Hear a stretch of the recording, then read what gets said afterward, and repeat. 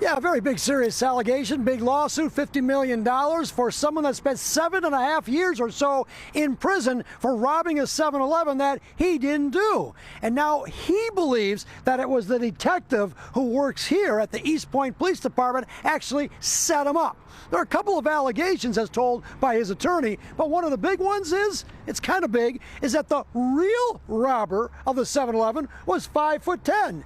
But this guy, Mac Howell, is only 5'6", and yet the cop apparently convinced the clerk to testify. Oh, and there's more. Take a look. It was the summer of 2014 at a 7-Eleven in Eastpointe. Video shows a man dressed in black and now arrested and convicted 62-year-old Mac Howell and sentenced to 25 to 50 years in prison. But the only problem is Mac Howell wasn't the guy that robbed the 7-Eleven. I don't go nowhere because I don't trust nobody.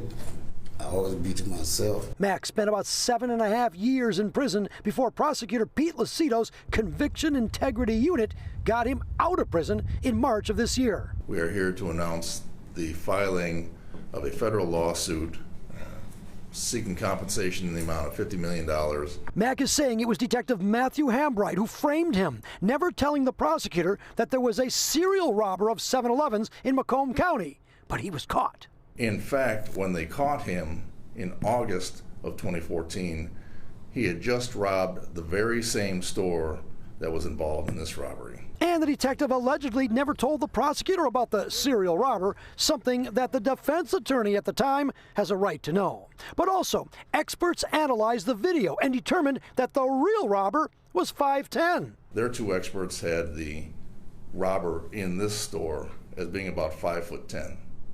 Turns out that's exactly the size of the robber who pled guilty. Which was the description of the clerk at the time, but not Mac, who is 5'6" and 200 pounds. I have yet to see the complaint or anything about the lawsuit in this particular case, but again, we take these things very seriously and we will be investigating to make sure that everything was done properly.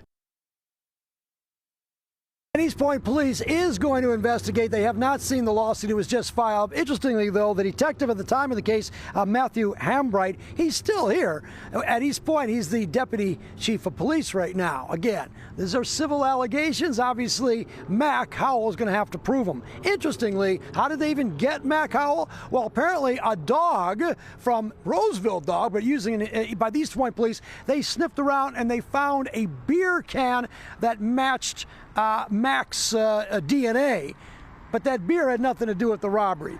Those are the allegations. We'll see what happens. Another little interesting fact, $50 million sounds like a lot of money. It is. The city of Eastpointe isn't even insured for that much. So even if you get $50 million, let's see what happens. A lot more to go in this case as it develops. I'm live at Eastpointe. I'll send it back to you.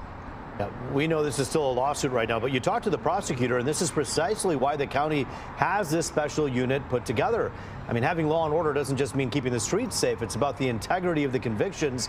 That's the law part of it, so critically important. Yeah, that's a very good point, really, because there's a criminal side and a civil side. We were talking about the $50 million. Obviously, that's the civil side. But the criminal side gives some credit to the Pete Lucido and the Conviction Integrity Unit. I mean, they went, and Gail Palmakoff, who's a fantastic attorney, we've known her, she's been on, she actually took Mac's case and said, you were wrongfully convicted. You did not do this crime. You didn't rob the 7-Eleven. And so they got him out after 7.5 years in prison. So on the criminal side, system worked, and he'll be compensated either through the state or now perhaps through this civil lawsuit. But the proofs are different, facts are different. We'll have to wait and see how Eastpointe defends the civil case. But Mac, he's out of prison today.